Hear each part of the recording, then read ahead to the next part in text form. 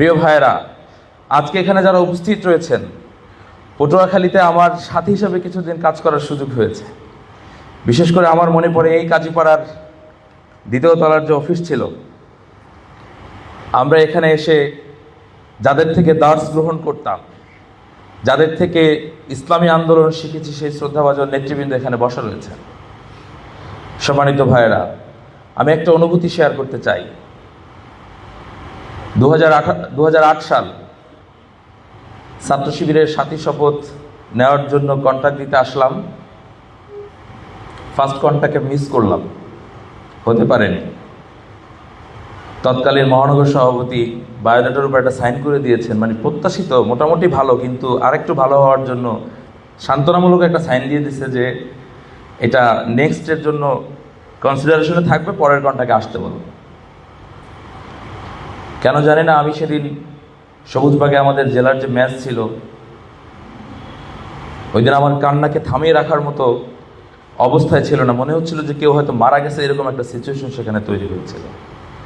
আমার কাছে আফসোস লাগতেছিল, আমার কাছে কষ্ট লাগতেছিল যে আমি বোধহয় ইসলামী ছাত্র শিবিরের সাথী হওয়ার এই নিয়ামত থেকে বঞ্চিত হয়ে গেলাম। আল্লাহ হয়তো আমাকে কবুল করলেন না। পরের কন্ট্যাক্টের জন্য প্রস্তুতি নিলাম। আল্লাহ তাআলার মেহেরবানিতে সেদিন আমরা জানতে পারলাম যে 2 দিন পড়াশোনা করার পরে আমরা জানতে পারলাম যে আমাদেরকে পটুয়াখালী না, আমাদেরকে বরিশাল যেতে হবে। কারণ হচ্ছে বরিশালে কেন্দ্রীয় সভাপতি আসবেন এবং পুরো বরিশাল অঞ্চলের মানুষজন সেখানে দায়িত্বশীলরা সেখানে যাবেন। পটুয়াখালী থেকে একটি বাস রিজার্ভ, কয়েকটি বাস, হয়তো আমি একটি বাসে ছিলাম, রিজার্ভ করে নিয়ে যাওয়া হলো আমাদেরকে বরিশাল সাগরদী আলিয়া মাদ্রাসায়। সেদিন গোটা বরিশাল শহর মনে হয়েছিল ইসলামী ছাত্র শিবিরময়। শুক্রবার 2008 সালের 8 মাসের 8 তারিখ। আমার খুব ভালো মনে আছে, আমি সচেতনভাবে যাওয়ার সময় বাসে যাতে একটু সুবিধা হয়, একটু যাতে আরামে যাওয়া যায়, এই জন্য বাসের বাম পাশে জানালার পাশে বসেছি, বাতাস লাগবে এই জন্য। ছাত্র শিবিরের সাথী প্রার্থী হিসেবে যাচ্ছি সাথী শপথ নেওয়ার জন্য। সেখানে অপেক্ষার শেষে যখন কন্ট্যাক্ট হলো, কেন্দ্রীয় সভাপতি জাহিদুর রহমান ভাই আমাদেরকে শপথ দিয়েছিলেন। আলহামদুলিল্লাহ, আমরা একসাথে 84 জন ভাই শপথ নিয়েছিলাম। শপথ নেওয়ার পূর্বে যে কথাগুলো আমাদেরকে কেন্দ্রীয় সভাপতি বলেছিলেন, এখানে এমন একজন সাথীও নাই সাথী শপথ নেওয়ার আগে কেন্দ্রীয় দায়িত্বশীল আমাদের উদ্দেশ্যে একটু হেদায়েতি বক্তব্য দেয়, তাই না? দেয় কিনা?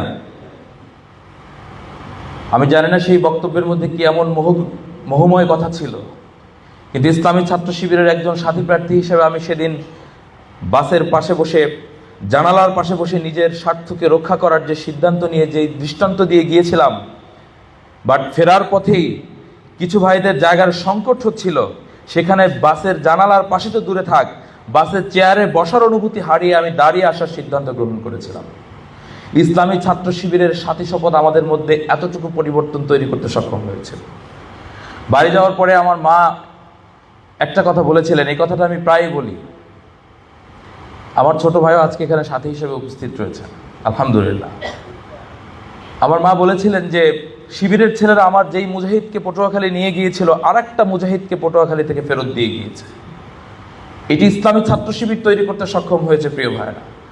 সুতরাং ছাত্র শিবিরের একজন সাথী হওয়ার মানে হলো নৈতিকতার দৃষ্টান্তে, মেধার দৃষ্টান্তে, সততার দৃষ্টান্তে, নেতৃত্বের দৃষ্টান্তে অনবদ্য একজন ছাত্র নেতৃত্বের নাম হচ্ছে ইসলামী ছাত্র শিবির।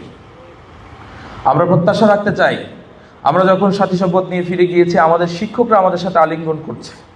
তাদের আলিঙ্গনের অনুভূতি হচ্ছে যে তোমরা তো নিষ্পাপ হয়ে ফিরে এসেছো, সুতরাং একজন নিষ্পাপ মানুষের সাথে আলিঙ্গন করার জন্য আমরা এগিয়ে এসেছি। প্রিয় ভাইয়েরা, ইসলামী ছাত্র শিবিরের সাথীদেরকে মানুষ এভাবে মূল্যায়ন করে। এজন্য আপনাদের কাছে অনুরোধ রাখতে চাই, ছাত্র শিবিরের সাথী ভাইয়েরা যেন তাদের নিজেদের মর্যাদাটুকু আমরা অনুভব করতে সক্ষম হই।